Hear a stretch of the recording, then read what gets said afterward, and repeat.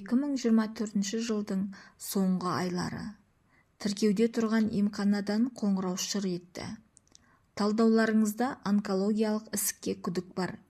Ертең қайтадан тексеруден өтіңізші, деді медбике. Сол сәтте ішіп отырған кофем тамағымнан өтпей қалды. 5 минут ішінде бүкіл өмірім көз алдымнан өтті. Сол бір қасқағым сәтте 5 күндік жалған тіршілік 5 минутқа сиып кеткендей болды. Ойыма бірінші келгені балаларым. Әсіресе бастауыш сыныпта оқитын кенжемді уайымдадым. Менсіз күні не болар екен, өгей шешеден зәбір көрсеше, дедім.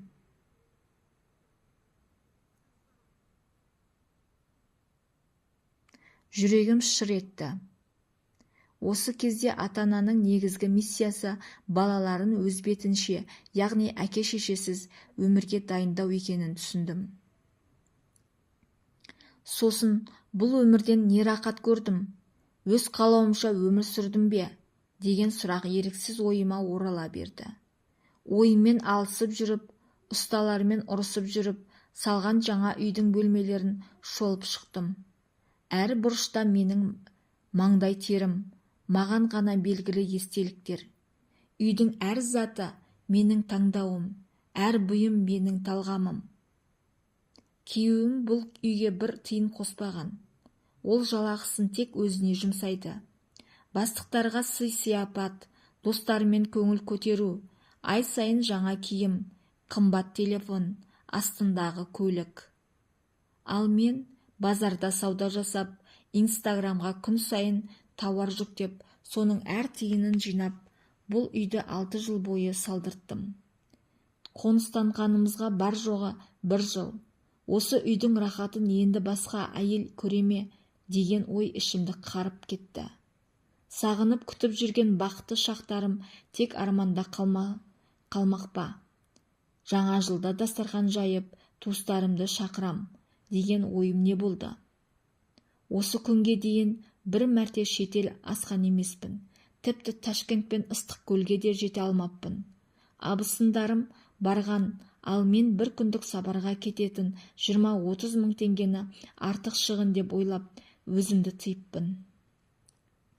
Тіпті осы үйдегі жұмсақ диванда, жаңа төсекте, түске дейін ұйықтап жатуға өзіме рұқсат бермеппін. Ой, демалыс күндері де ерте тұрып алатынмын. Сағат 10-ға дейін ұйықтап қалсам, Сәлима, өлгенде ұйықтайсың деп, өзімді өзім сөгіп, төсектен сүйреп тұрғызамын. Сол демалысым да, сол ұйқым да өмірдің тәтті сыйы екенін түсінбеппін. Не керек, келесі күні диспансерге барып, УДЗ-ге түстім. Сосын онкологқа бардым. Қарап отырып, емді бастау керек деп, бір жекеменшік клиниканың мекен-жайын берді. Қағазды қолыма ұстатып жатып, бұл ауру алмай қоймайды, деді. Көз әйнегінің үстінен қарап. Бұл сөзі дайындала бер дегендей түйілді. Тәптіштеп сұрап едім, қағазда жазулы деп қысқа қайырды. Түсініксіз жазбасын оқи да алмадым.